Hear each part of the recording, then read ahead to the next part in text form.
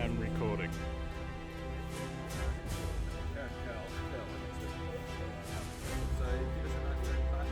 Nice, awesome. Hi everyone, this is Harvey again from Meridian Australis. I am, believe it or not, still at Clunes. It is very nice and warm now. I am joined by Anthony Kearle, self-published fantasy author. Anthony, tell us a bit about your writing, what got you into writing, any inspirations, sort of, what's your story?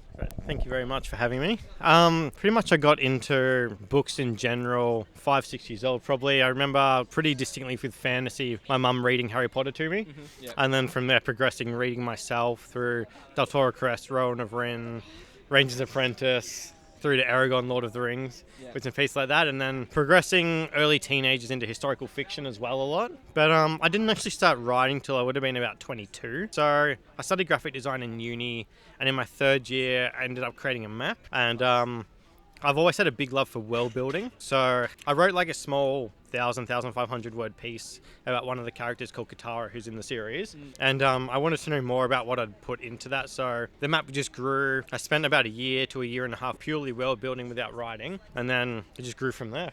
Total accident. Yeah, okay.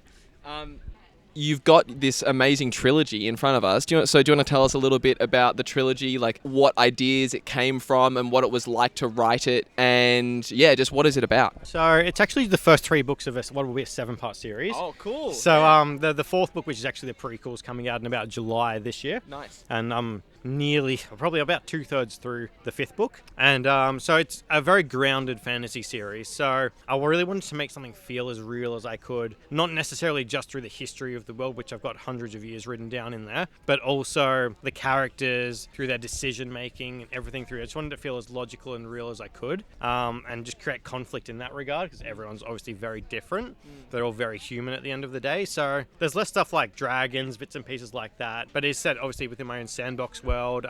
There's a lot of political stuff happening in the background, especially in the first book, which comes to fruition later on. There's murders, there's traitors, there's criminal underground organizations, there's religious wars that start to kick off. You've got boy training to become a holy knight in the first book. You've got a civil war, especially, that really grows to the forefront of the first book as well. And then just slowly progressing and showing both the good and the bad in everyone. So there's no good or bad characters. They're all just human at the end of the day. So awesome. I really love the sort of trend of the approach towards more grounded, realistic fantasy. I feel like sort of finding that middle ground between the not quite escapist, but, you know, telling stories that are larger than life and that use the imagination to its fullest extent, but still feel human at their core. I think that's really awesome. Now, these are all self-published, right? Yes. So what is the process of self-publishing like for you? Was it difficult? Is it expensive? Is it stressful? Like, what is that experience like for you? I think the writing is what I enjoy the most. That's the easiest part for me.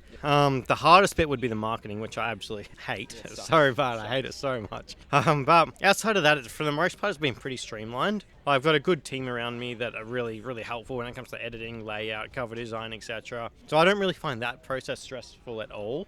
And it gives you total control over what you're doing as well, which I think is very important as well if you're trying to create your own vision, especially, so no one's telling you what to do, and you can just play with what you want to do at the end of the day and really be true to yourself. So awesome. I find that really, really enjoyable and rewarding. Hey, thank you so much for joining us. Where can people find your work online? Are there any other projects you're working on? Just pitch yourself to our audience. All right, so look, I am globally published, so any bookshop literally in the world could order it in if you wanted to go in there and order it.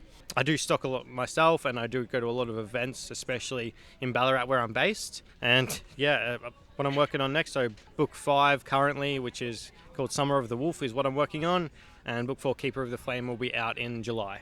Awesome. Thank you so much for joining us. Have a great rest of your Clunes. All right, thank you very much. No worries.